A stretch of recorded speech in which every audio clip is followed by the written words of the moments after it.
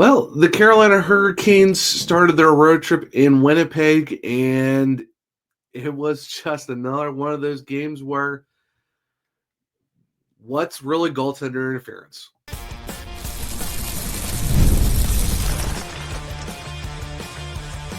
You're Locked On Hurricanes, your daily podcast on the Carolina Hurricanes. Part of the Locked On Podcast Network, your team every day. Welcome to a Wednesday edition of Locked On Hurricanes, your team every day, part of the Locked On Podcast Network. Thank you to the everydayer for making this your first listen of the day. 5 days a week, Monday through Friday, talking everything about your Carolina Hurricanes. I'm your host, Zach Martin. I'm the credentialed Carolina Hurricanes beat writer over at the Hockey Writers, also an AHL writer at the Calder Times, co-host of the Surgecast, along with all my duties here at Locked On Hurricanes. Got a Wednesday edition as we will be talking about what happened in that game for the Carolina Hurricanes being shut out by the Winnipeg Jets. Going to talk about how Mikko Rantanen is kind of right now snake bitten, and you can definitely tell that he's coming as advertised, but just unfortunately the puck luck is not in his favor right now. And we'll also listen to Rod Brind'Amour in the post-game press conference. But before we do all that, today's episode is brought to you by Gametime. Download the Gametime app, create an account, and use code LOCKEDONNHL for $20 off your first purchase. Now, going into this game, you kind of knew between the Jets and the Hurricanes, the Winnipeg Jets, obviously, they're first in the NHL for a reason. Best power play going against the Carolina Hurricanes, best penalty kill. And if you listened to the Tuesday show that I had with Mike Maniscalco, and he said, even cliches aside, special teams is a main factor, and you got to win special teams, especially against when you're talking about a team like the Winnipeg Jets. And unfortunately, this is a game where special teams really came into play. Hurricanes had 2 power plays, went 0 for 2 in the process, even lost part of a power play where they had a too many men penalty. So you kind of, shoestrings yourself with only killing, only be able to have half of your own power play. And then the Winnipeg Jets score on 2 of their 4. But the thing is, Carolina did score on their own power play in the first period, where Jackson Blake was able to get a shot on net, went off Neil Pionk and went into the goal. Hurricanes are up 1-0. Unfortunately, not really the case, as it was called back for goaltender interference, which I feel like it's just going back to the Seattle game, where it's what really is goaltender interference, because you can clearly tell on the replay that Neil Pionk actually pushed Mikko Rantanen into Eric Comrie.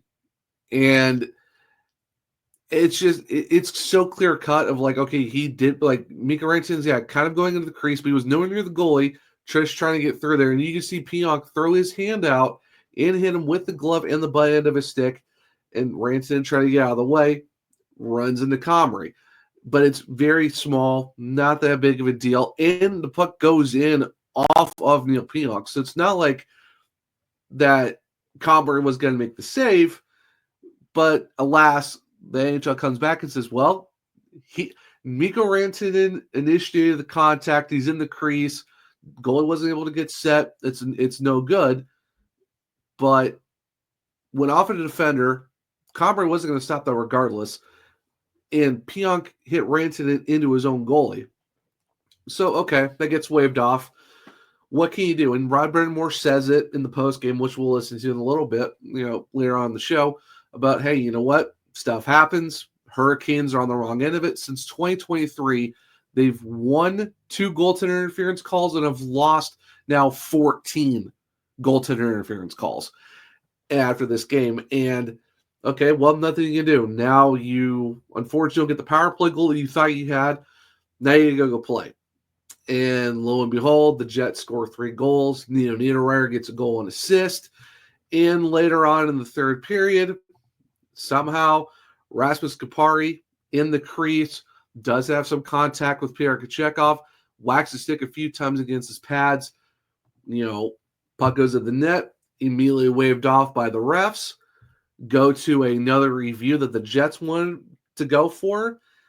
And, Jets video staff went 2 for 2 because that also got overturned. And the thing that Tracy said during the game and post game is if this was a separate incident, okay, it is what it is. Nothing you can do about it. You lost a challenge from the other team. They got their goal. But the thing is, though, if you look at the compounding factors of the Hurricanes' power play goal got disallowed for goaltender interference, which wasn't goaltender interference. This one was called goaltender interference right off the bat. Goal was waved off, but it's good. So it's one of those things of like, if it's its own separate incident, okay, fine. But if you compound it on top of the calls that were made earlier, then what really is it? And that's the thing where you're seeing around, a lot of people on social media were saying about it. There's people even at the barn in Winnipeg who was like, yeah, that makes no sense. How can that one be waived? How can the Hurricanes goal get overturned for a defender hitting a guy into his own goalie, but then when a player does has more incidental contact, actually has contact with the goalie in the crease, is whacking at the pad multiple times, but that's fine. And the thing is, like I said, what can you do?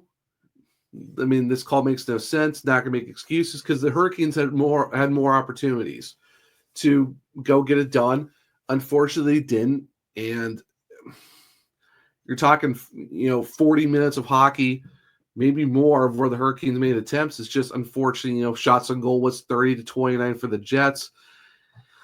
But the thing is, Carolina was pretty much, right on them the whole time. The Winnipeg had 22 blocked shots. The Hurricanes had, 29 that went on goal. They had 49 shots or 51 shots the entire game. They even had 15 takeaways. Like, you could tell the Hurricanes were a somewhat more dominant team despite what the score said. And it's just the unfortunate instance of, Rod said it, that the bounces weren't going their way. Mika Rantanen puts a shot on net, beats Comrie, goes off the post, doesn't go in, game of inches. But it's one of those things where it's, what can you do? It's like, at this point, it's like, oh, you know what? You can't win them all the games, but it's just unfortunate when you see instances like this where you don't know what goaltender interference is from game to game. But on a night like this, it's what's goaltender interference within one game itself. And, of course, there's a lot of other opportunities for the Hurricanes to, kind of find a way. But, the penalty kill unit gives up 2 goals. You don't get one. You had one of your power plays get nullified by a too many men penalty.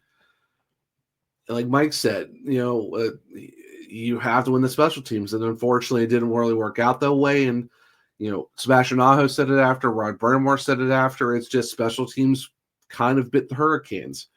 And, yeah, you lose 3-0 to Eric Comrie and the Jets, and, the outlook of the game looks completely different to where you could be up 1-0, but now it's back zeros.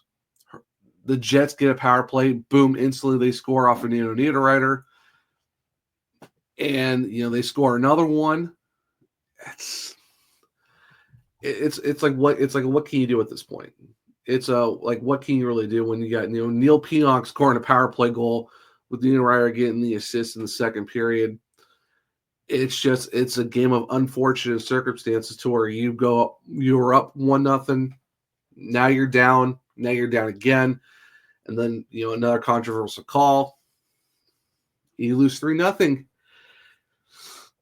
It stinks. This is a game where you wish you would have had it, but there was some shots too where it's like it was going right to Comrie's chest. You're talking about gotta give credit to the Winnipeg Jets, man. They are the number 1 team in the NHL for a reason. The Hurricanes are the 5th best. It's just an unfortunate game where it just didn't go your way. And Tracy said it too. Yeah, at least it's a regular season game. Could you imagine if it was like calls are going like this in a Stanley Cup final? It'd be a lot worse, that's for sure, and very magnifying. But I mean, there's one more opportunity for the Hurricanes to kind of come back and figure it out, because they got, the Jets coming to town in March. It will be it'll be the first game after the trade deadline. So hopefully by then, things will be different. And hopefully the Kings come out on the right side of that. And hopefully they get the bounces. And talking about bounces, man, Mikko Rantanen just really seems snake-bitten right now. And it's nothing against him. He's doing all the right things. It's just the puck's not finding its way into the net. So stick around as I'll talk about Mikko Rantanen, why he's snake-bitten, and looking over the overall stats from Natural Stat Trick of this game against the Winnipeg Jets. So stick around as I'll do that here in a second on a Wednesday edition of Locked On Hurricanes. Super Bowl 59 is here. One game, two teams, endless possibilities. And there's no better way to make every play more exciting than with FanDuel Sportsbook. Whether it's predicting the first touchdown, calling the MVP, or even betting on the coin toss, FanDuel makes it easy to get in on the action. With live betting all game long, you can adjust your bets as the game unfolds and feel the thrill from kickoff to the final whistle. Download the app or head to FanDuel.com to get started. Bet just $5, and if you win, you'll score $200 in bonus bets. That's FanDuel.com. Bet with FanDuel, an official partner of Super Bowl 59.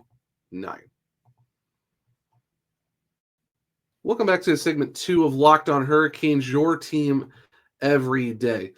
So like I said, Mikko Rantanen, he's just getting really snake-bitten right now, and it's unfortunate because you could definitely tell that you see his scoring ability. You know that he is not afraid to shoot from anywhere. It's just unfortunate to where nothing can really go in his favor. And the crazy part is his official shot total in this game says 1, but he hit the post at least once, had a couple other opportunities as well, played over 18 minutes and 55 seconds, played 21 shifts, and did finish with a -1. And that was the only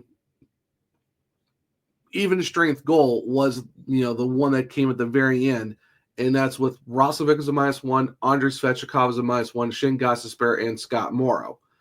But I mean, it's unfortunate for Mikko Rantanen. You can see how good he's been playing. It's just right now you can definitely tell that it's a guy who's so close, and you know that he's got that scoring touch because you talk to Shane Willis and you hear from him. Well, if you're listening to the Surgecast episode when we had him on, and even brought up with Mike, is the fact that he is more than what he's proving why he is who he is as a hockey player, and why you go and get a guy like him.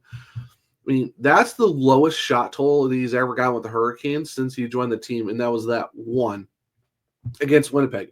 Other than that, you're talking 5 against the Islanders, 3 against the Rangers, 5 against Chicago, 4 against the Kings. In his 5th game with the Kings, this is the lowest number of shot totals, and that's the crazy part is the fact that he comes as advertised. He's not afraid to shoot the puck. It's just unfortunately they don't count a post as a shot on goal, even though it literally hits the goal. But that's another conversation for another day. But he's not afraid to shoot the puck. He's not afraid to use his big frame. That's why he's one of the more elite power forwards in the game. It's just what more can you really do? And Shane Willis even said it too, is the fact that once the goals start going in for him, or once just the puck in general goes in the goal for him, Sebastian Aho and Jackson Blake, then they're off to the races. You can definitely tell that this line's clicking. Now, Rod did say that, this wasn't the best game out of the 3, but I mean, if you look at Natural Stat Trick, and yes, we're talking like chances for and chances against, that line of Blake, Aho, and Rantanen did have 19 chances for in 13 minutes and 42 seconds of ice together, but they did allow 11 chances as well. Then when it comes to the shots, they had 3-4, but 8 against. And that was the worst, I guess, shot total against was against the top line, but the top line outchanced the Jets. That's kind of like that weird dynamic of when you look at Natural Stat Trick and the fact that that line of Blake, Aho, and Rantanen outchanced. It's just unfortunately shots didn't go their way. It was a lot more block shots.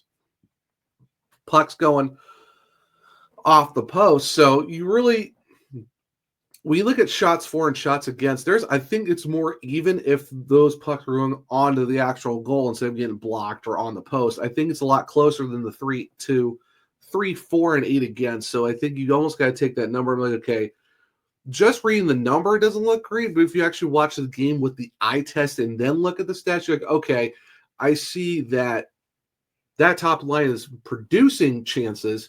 It's just pucks are not getting to the net because of post, block shots, what have you. Because if you look at the rest of the group, Taylor Hall, Jesperi Kotkaniemi, and Andrei Svechnikov, in 11 minutes and 21 seconds, they had 19 chances for and 6 against. Obviously the best line of the entire night. And their shots for and against, 9 shots for, 5 against. So you look at that second line, it wasn't like the 25-4 that we saw for the top line against the Kings, but it's pretty close there when you go 19-6. And with their shots for and against, it's a lot better. But if you take away all the block shots and pucks going out the post, that first line is almost as close to where that second line was. It's just it was a night where the Hall, Kotkaniemi, Svechnikov group were able to have more chances and get more of their shots off.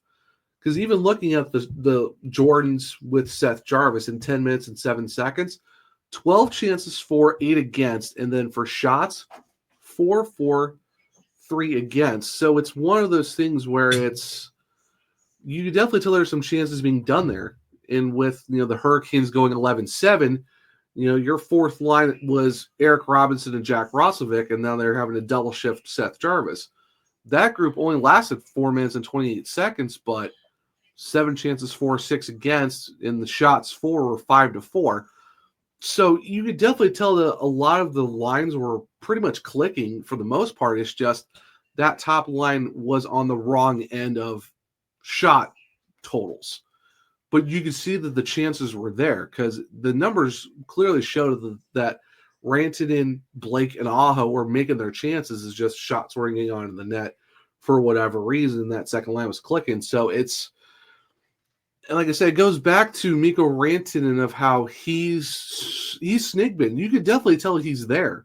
He's getting the opportunities. It's just right now pucks aren't falling in his favor because you're talking 5 games. Like, it still takes a little while for guys to get used to systems and stuff like that. And, his teammates are having to get used to him making those type of passes that maybe you're not used to because this was game 53. You're talking 48 games before Mikko Rantanen came on this lineup where they've had to play with guys like, Seth Jarvis was with them at one point. Andrei Svechnikov was up with them at one point.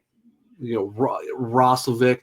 There's a whole different type of chemistry that's going on. And then you add a guy like Mikko Rantanen on, he's still trying to figure out the system.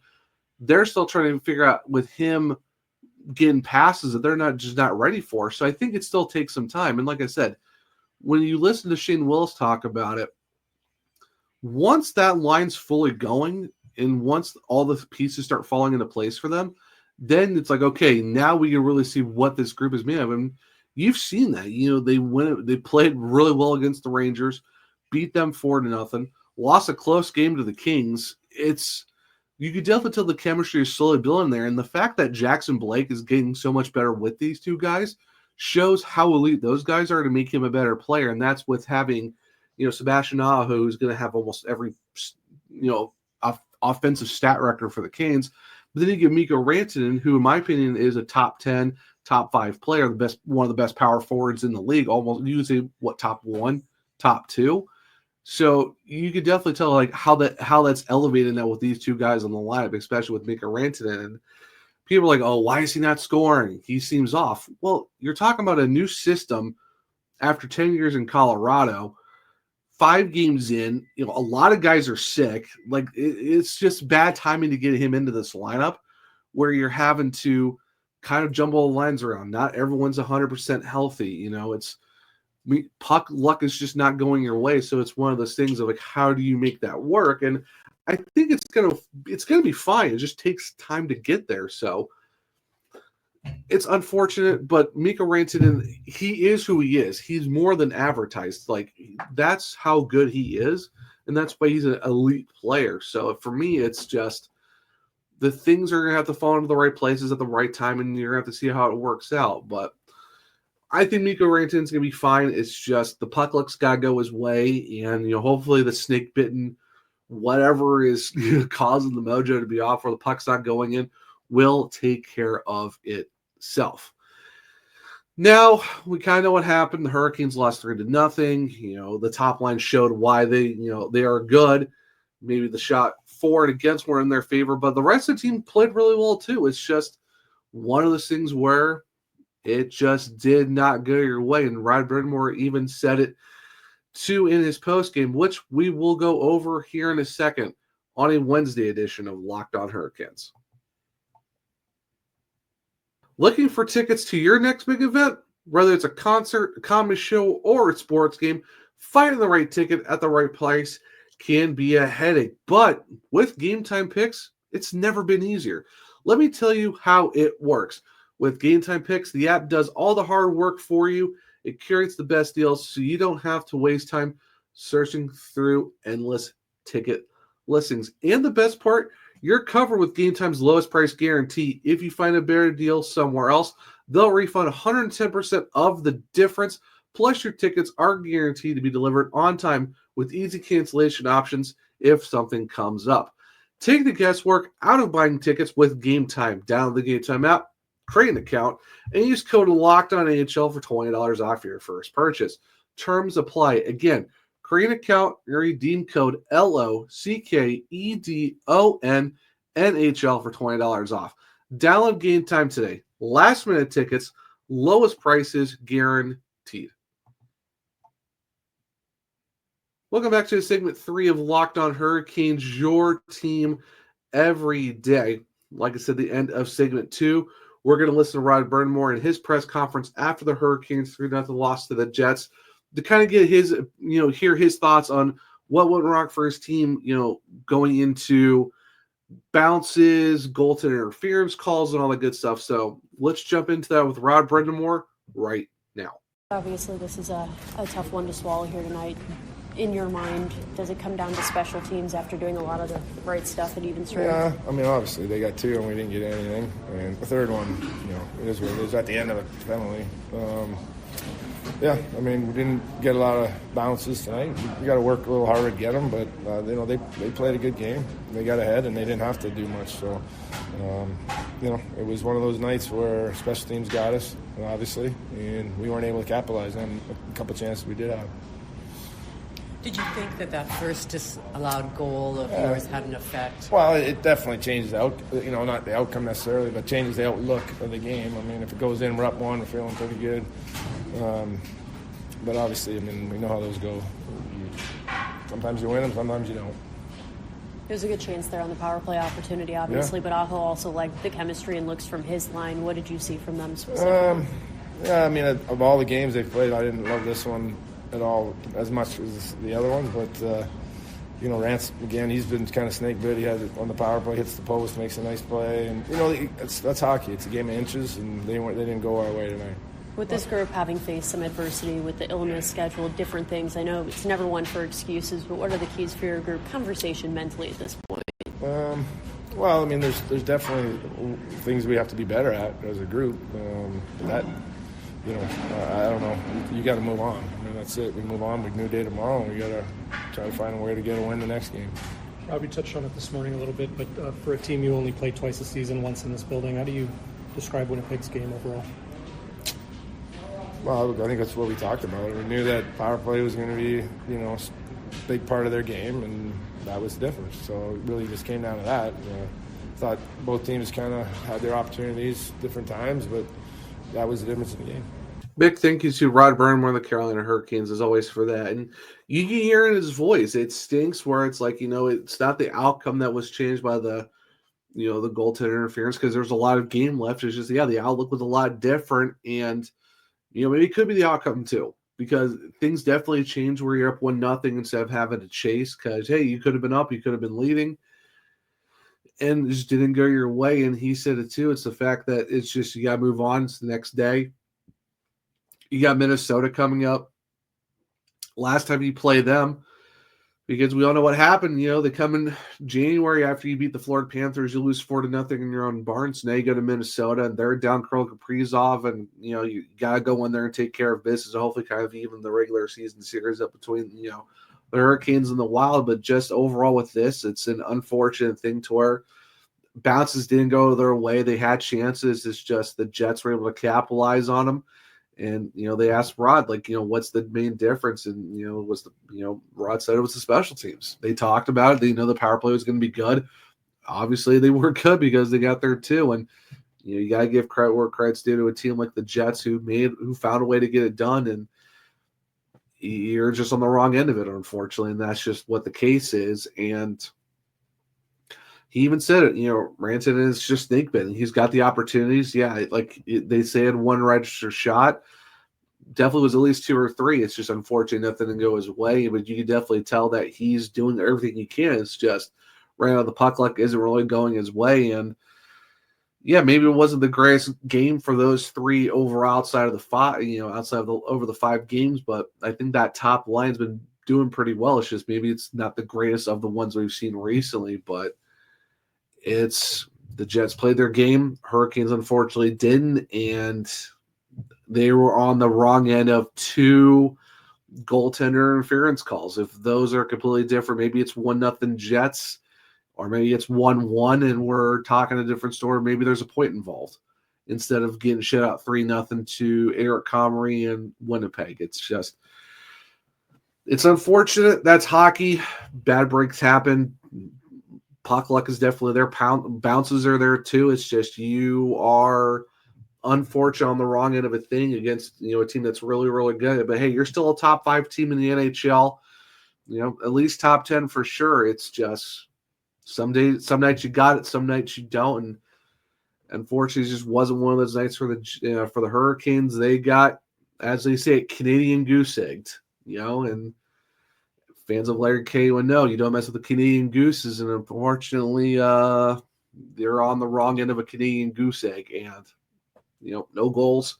What can you do? But at least you have one more opportunity when Winnipeg comes to town. Now it's just, you got practice on Wednesday at the Xcel Energy Center in Minnesota. Then you got the Wild on Thursday night to hopefully, like I said, even that up. And are you getting Gustafsson or are you getting Marc-Andre Fleury? And that's it. And that's your last road game before the 4 Nations break. And you got Utah coming up on Saturday for 1 p.m. game. So it's, you have the opportunity to at least win 2 games, hopefully in the next 2 to go into the break on a higher note. And just got to move on from this game. What can you do? It's unfortunate. You would love to gotten, it's definitely a measuring stick game against one of the, the right now top team in the league. Obviously the President's Trophy right now over the Washington Capitals. You're hoping to get in there, at least get a point. Unfortunately, it just did not break your way. Welcome to the NHL, man. What can you really do about that? But yeah, like I said, just gotta move on, start focusing on Minnesota for Thursday. But guys, that will do the edition of Wednesday of Locked On Hurricanes. Thank you for making it your first listen today. For your second listen, well, check out Locked On Fantasy Hockey. Become a fantasy hockey expert and get the edge over your league mates with daily tips from Steal and Flip. Find Locked On Fantasy Hockey on YouTube or wherever you listen to podcasts. If you want to keep up with me, I'm at OneTrueZach on X. The podcast is LO_Hurricanes. I'm also on Blue Sky at the Zachary Martin. I do have link trees on both my bios where you can check out all my articles at the Hockey Writers, or just go to thehockeyWriters.com. If you want to check out my AHL content, well, CalderTimes.com. If you want to check out my other podcasts, well, it's the Search Cast, all podcast platforms on YouTube. For digital, well, the audio version, Spotify, Apple, Google, iHeartRadio. Follow, subscribe, leave a 5-star rating and review, so I might just read it on the show. For YouTube, Locked On Hurricanes. Make sure to subscribe. Hit the bell notification so you don't miss the show. Hit the thumbs up button. Let me know if you like the show as well. Share with all our KX to become everydayers just like you. Hope everyone enjoyed the Wednesday edition of Locked On Hurricanes. Hope you have a great Wednesday. And until next time, as always, let's go Canes.